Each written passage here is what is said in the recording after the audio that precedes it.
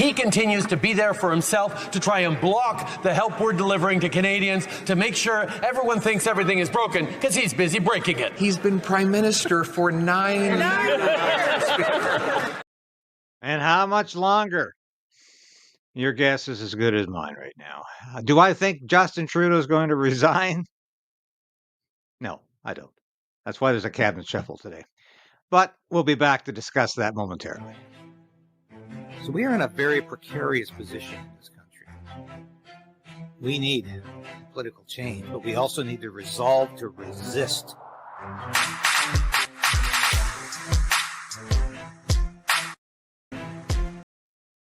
Justin Trudeau is not resigning on Monday. He's not resigning today. He's having a cabinet meeting today to exert his authority. That's what Justin Trudeau does. And he's taken off. He has not have any intention of resigning. If he did, he wouldn't be having a cabinet shuffle today. Now, what do we know about this? 11:30. Maybe I should have done this live this morning, but these things are awfully dull. I've been there before watching this. We're going to have about 10 people. Probably most of them complete non-entities. Now, we know that David McGinty, the brother of the former Liberal Ontario Premier, Dalton McGinty, is going to be the public safety minister. With what Trudeau has left, not probably the best choice he could make.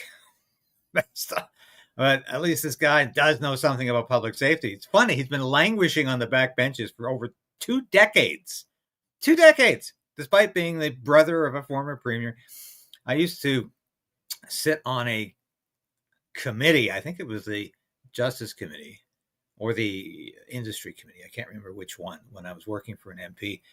And not really a bad guy, but the thing is, this is all surreal. Do you get the idea like you're watching a movie at times this week, that none of this makes any sense? I mean, look at this. 16 ministers have bailed on Trudeau. 16. So Trudeau is scraping, I don't want to say this at the bottom of the barrel. All of them, some of them are just people that Trudeau didn't think were up to his particular standards. But you watch, you're going to get people, you're going to get people like Mark Garretson in the cabinet today. This is the guy who just consistently defames, libels, slanders conservative journalists because he doesn't like them. Suggests everybody who criticizes Trudeau is a Russian agent. That's who's getting in cabinet today. Yeah, jokers like this. There's Marky Boy. And just Jennifer O'Connell, who's also finding Russian agents everywhere, and who says, boo, get over the Chinese interference because it helped us. These really are non-entities. These are people who should never be allowed anywhere near cabinet. But this is the literally the twilight of the Sun King. That's how I would put this. Twilight of the Sun King. Trudeau is not going to leave voluntarily. Now, it's going to be interesting to see what happens at this cabinet meeting today. But of course, Dominic LeBlanc tells us that Trudeau has the full confidence of his cabinet. Now, of course, Anthony Housefather, this guy has been up and down, back and forth over the past few months with his loyalty to Justin Trudeau. Politics 101, not one Canadian or MP that wants a change in leadership will change their mind because of a cabinet shuffle. Very true. Rob Oliphant, another MP. I've asked for an urgent meeting of the Don Valley West Federal Liberal Association executive this evening. Before I take a public stand on our party's leadership question, I need their thoughts, wisdom, and advice. What's best for Canada comes first, and our party comes in. Yeah, they're all talking about what's best for Canada. Now, this is, of course, if you see the title of our broadcast today, why would I enter a burning building? Some liberals say a chant at Trudeau's cabinet not worth it. Well, yeah, obviously. This is like, whether your metaphor is a sinking ship like the Titanic, and the cabinet shuffle is just rearranging the furniture, and that's all it is. But the difference is, when the Titanic was sinking, the orchestra played on, but nobody was really rearranging the furniture because the realization that the ship was going under had struck. And the captain understood it. Trudeau is the captain of this ship. He's the lousiest captain Canada's ever had, guiding this ship of state. But let's continue that Titanic metaphor. So the ship is sinking. And what is the captain doing? He's not going down with the ship. He's pretending the ship isn't sinking. And he's trying to find a way off the ship at the same time. So, as I said earlier this week, yeah, he's looking at his vacation schedule right now and thinking, 5 days till Christmas. How do I get out of here? Let's get the kids, get out of here. I'm just going to turn my back on all of this. And when I come back after Christmas, it's all going to vanish. It'll all have gone away because I said so. Because I'm the Sun King. This is a guy who really thinks he not only is emblematic, is the embodiment of Canada, he thinks he can make things go away by snapping his fingers. Who knows? Maybe even twitching his nose, as a TV witch icon used to do. That's the Justin Trudeau we're dealing with. So there he is. The orchestra played on. He brings in these people in the hope that nobody's going to notice. I found this little thing from the National Post interesting. Hi there. This was the week that Justin Trudeau completed his transformation from being the Brad Pitt of Canadian politics into Mr. Bean, some otherworldly character living in some alternate reality. The Prime Minister had a cunning plan to force his Finance Minister, Chrystia Freeland, to deliver a fall economic update that she didn't agree with, then let her take the brickbats for a deficit that was $20 billion higher than had been advertised, and then use it as an excuse to replace her with Mark Carney. In the event, Chrystia Freeland got her retaliation in first, quitting and leaving Trudeau without her, or without Carney, who seems to have decided to stay out of Trudeau's orbit altogether. To unpack this unprecedented and wacky week in Canadian politics, I'm joined by Ian Brodie, who's a former Chief of Staff to Stephen Harper and is currently a politics professor at the University of Calgary, and by Eugene Lang, who is an assistant professor at the School of Policy Studies at Queen's University and a former Chief of Staff to 2 Liberal Defence Ministers. Gentlemen, welcome. Good to see you, John. Good to be here. Thanks for coming on again. And we did do this kind of prognostication bit this time last year, and nobody predicted this kind of outcome. So let's hope we have better luck. I want to look at what happened in more detail later, but let's start off the top, put you on the spot, and ask you, what do you think comes next for Justin Trudeau and for the Liberal Party? Starting with you, Ian. John, I think there's a process, I gather, going on inside the Liberal Party, trying to sort out if the party can have a shortened leadership campaign, ideally one that's not contested. It looks like with the configuration of forces, that's going to be impossible to have an uncontested leadership campaign. So I think what they will find is that there will be, if the Prime Minister resigns as leader of the party, a 5 or 6 month leadership campaign that will take us 5 months past, or 5 months into a tariff war with the United States. So actually, I don't think we're going to see any 5 month Liberal leadership campaign. That's ludicrous to suggest that. And Ian Brodie, as much as he knows about politics, that is an absolutely absurd contention. And I'm not sure if he's actually stating that as his final response or whether he's just putting that out there as a possibility. But there's no way the country can survive while the Liberals go on for 6 months. So here's my prediction. Either Justin Trudeau is not going to get down, not going to recuse himself.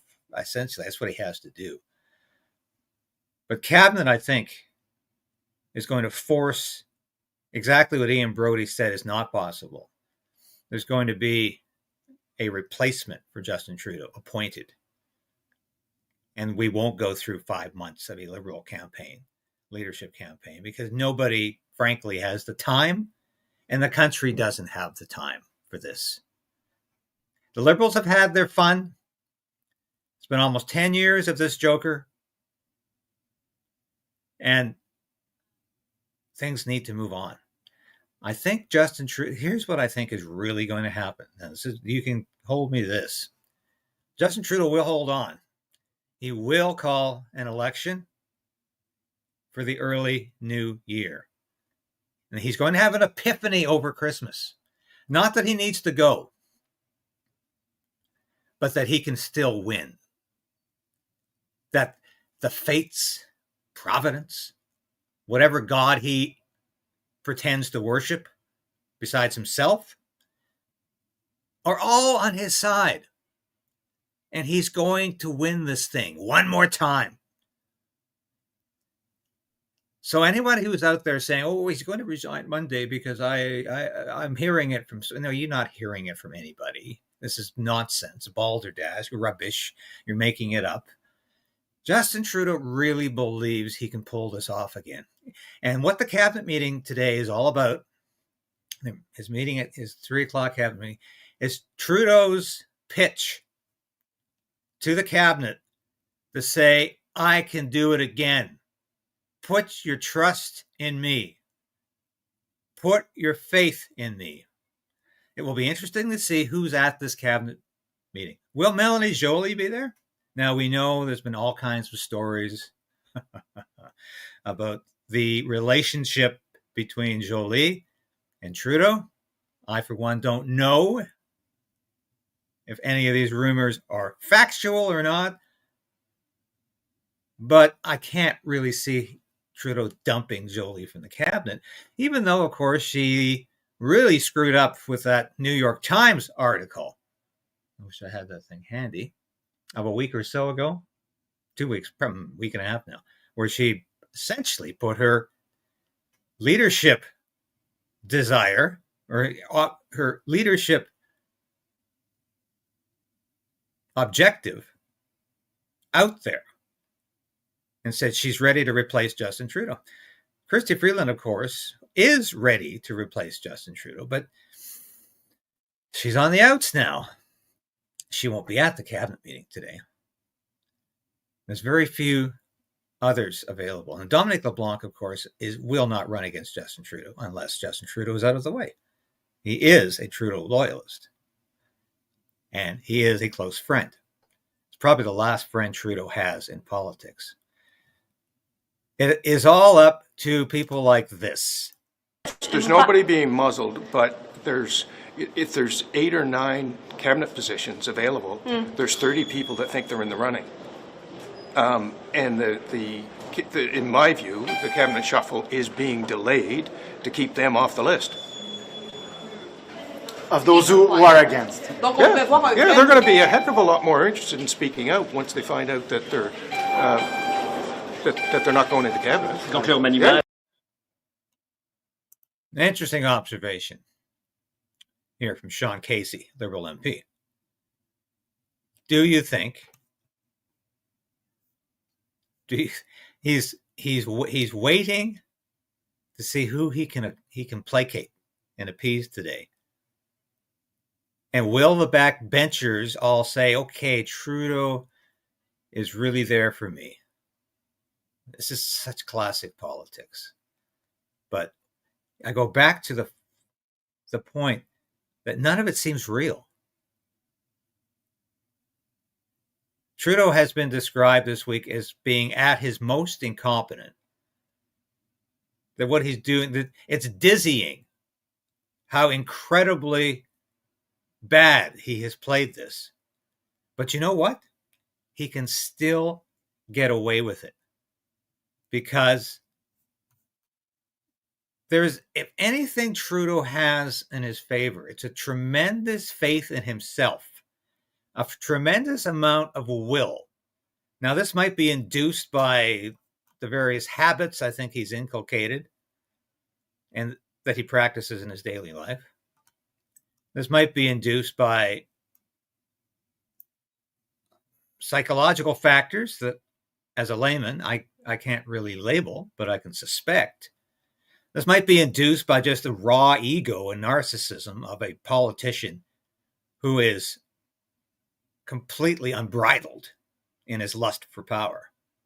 Let's listen to what Rand Paul, probably my favorite senator in the United States. I always liked John Kennedy from Louisiana too. But Rand Paul from Kentucky, he's the son of Ron Paul, the libertarian who ran twice for the Republican presidential nomination and has always been on the right side of issues. Even when I was on the wrong side of a lot of issues over the years, Ron Paul was on the right side. His son, Rand Paul, is but the only one fighting for principle 100% of the time in Washington. And here's how he talks about Justin Trudeau, because he's watching Canadian politics right now, and I find this absolutely fascinating what he says. No one doubts that emergency powers can be abused. Just look to Canada. As Jean Healy of Cato Institute wrote, America's neighbor to the north offers a cautionary tale about the risks that broad emergency powers could be turned inward against political dissent. In early 2022, Canadian Prime Minister Justin Trudeau faced a mass protest against COVID-19 restrictions, in which Canadian truckers obstructed key border crossings and effectively shut down the capital city with their rigs. Instead of simply clearing out protesters and punishing them via conventional legal means, Trudeau invoked emergency powers broad enough to permit the financial unpersoning of anyone participating in the protest. He went to their bank accounts and took their money. When people raised money voluntarily through crowdfunding to help these truckers, he stole that money as well through martial rule. Without any rule of law, he took the money. No transaction with the protesters. He took their money. People were locked up under martial law. Canada's 1988 Emergencies Act gave the Trudeau government staggering powers to subject individual protesters to debanking without due process. This is the danger of presidential power, of excessive presidential power. It isn't about any individual president, it's about all presidents of either party, because men and women will succumb to the desire for power. It's inherent in all. That's why we must have checks and balances. Deputy Prime Minister and Finance Minister Chrystia Freeland put it this way. And this is interesting because he even talks about Chrystia Freeland. In describing Trudeau's martial law. As of February 2022, in a warning to the truckers, as of today, a bank or a financial service provider will be able to immediately freeze or suspend an account without a court order. The government of Canada, essentially Trudeau, could freeze a bank account without a court order, without due process of law. We are today serving notice. If your truck is being used in these protests, your corporate accounts will be frozen. The insurance on your vehicle will be suspended. Send your trailers home. And while native-born Americans may think that emergency powers are to be used to target others, I would venture to guess that the Canadian truckers protesting COVID-era mandates didn't expect that their government would treat them as foreign adversaries and freeze their accounts. If it can happen in Canada, it can happen in the U.S. Expansive emergency powers do not end there. Today in the United States, a country that owes its very existence to tax revolt, the president can unilaterally impose and raise taxes on foreign imports. Now, this is interesting because right now in the United States Congress, there was an attempt to reduce a spending bill that would have raised the salaries of representatives by $70,000. That was defeated yesterday because 35 rhino Republicans decided not to back that compromise or the alternate bill, which eliminated all of this. All of this lard. That's the only way to describe it. $70,000, billions of dollars for this funding. They had, and I went through this whole bill with you yesterday. And this was all just to get everybody home for Christmas, just like the economic statement. The fall economic statement was the same ruse. Spend some more money, let's get everybody home. So Rand Paul is saying, and of course, in the United States, the Department of Homeland Security is asking for more authority so they can investigate what these drones are all about. Like the Department of Homeland Security doesn't have enough authority to do that already. They've already arrested, put in jail so many Americans for saying the wrong thing. They're very effective at war against their own citizens. They seem to be very ineffective at actually preventing any real harm to the American homeland. So once again, where are we here? Now, the 11:30, we're an hour and a half away from the cabinet shuffle. We're going to be seeing a lot of people who you've never heard of, unless he or she happens to be your MP, entering the cabinet. This is a last-ditch attempt by Justin Trudeau to put a face of respectability on a government that is torn to shreds, on a government that is, like the Titanic, going beneath the waves of the North Atlantic. That is precisely what's going on here. Now, I saw a comment earlier, and I'm going to get to some of your comments here. I know we haven't had a lot of comments, but I love this one at the beginning here. More comments than I thought. I can get back here.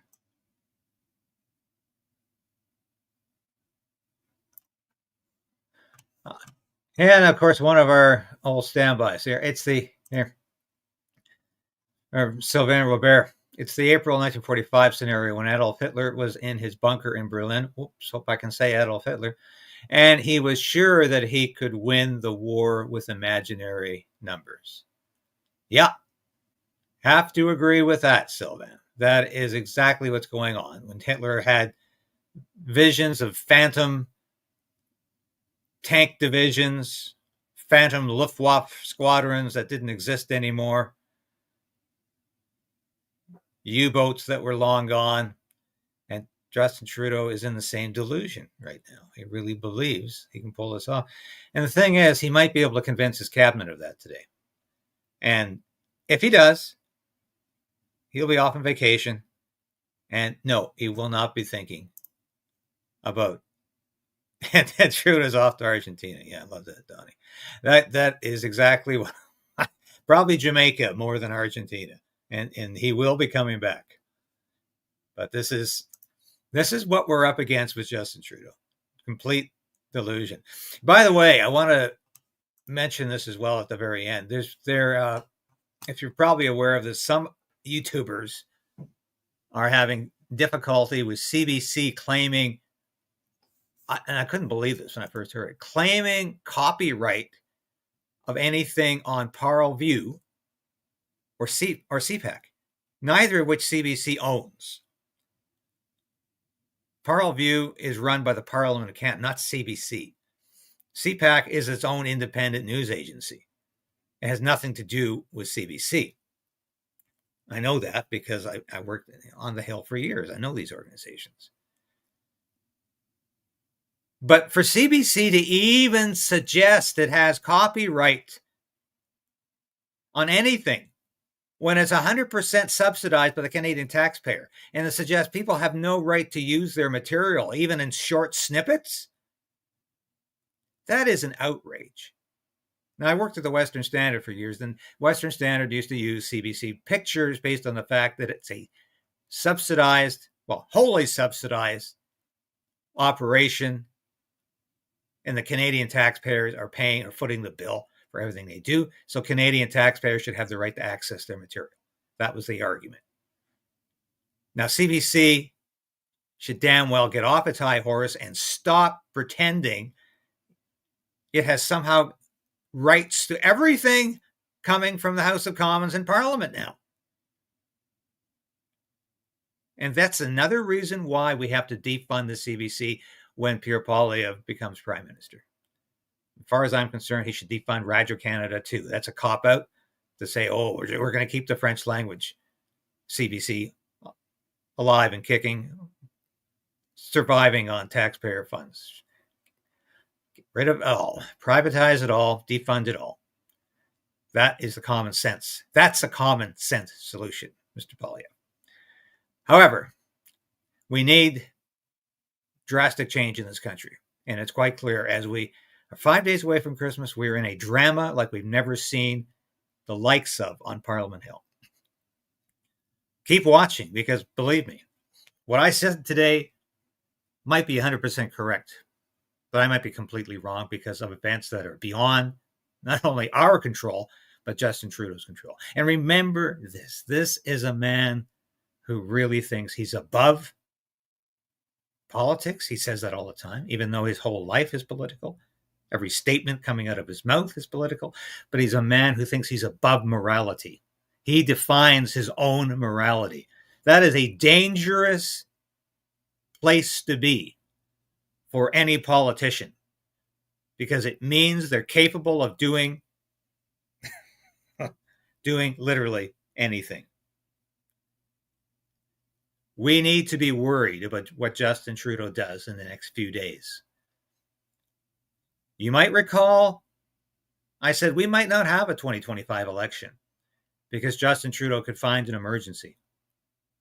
Justin Trudeau could rule by emergency decree. He invoked the Emergencies Act. You heard what Rand Paul said about that.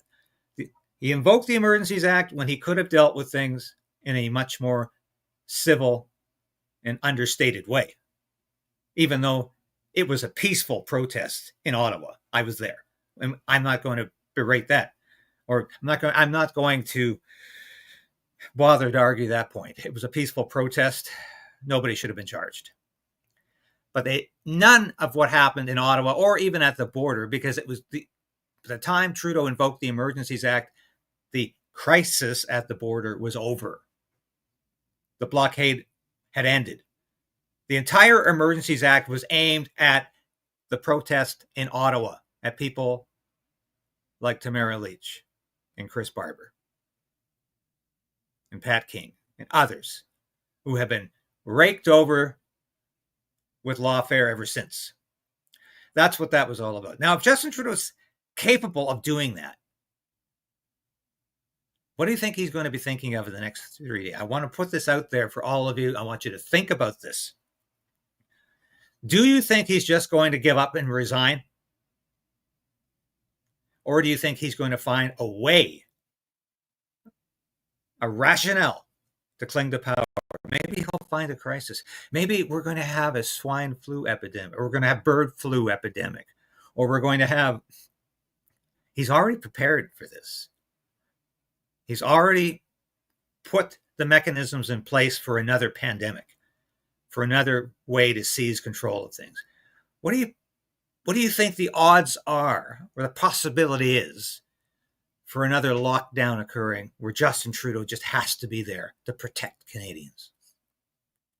Not saying it's going to happen, but I'm saying it's not beyond the possible when you're dealing with a Sun King like Justin Trudeau, when you're dealing with a man who is that obsessed with himself and that dedicated to the pursuit of power. It's entirely possible.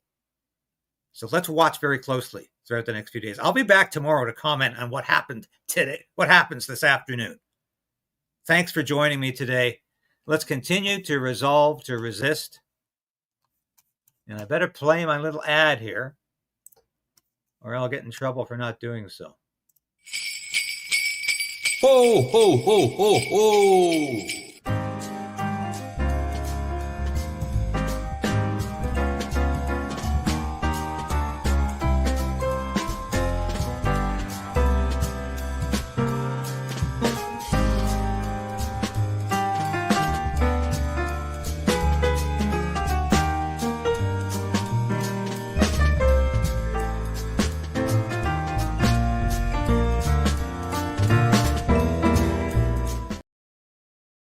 Thanks for watching. Continue to resolve to resist.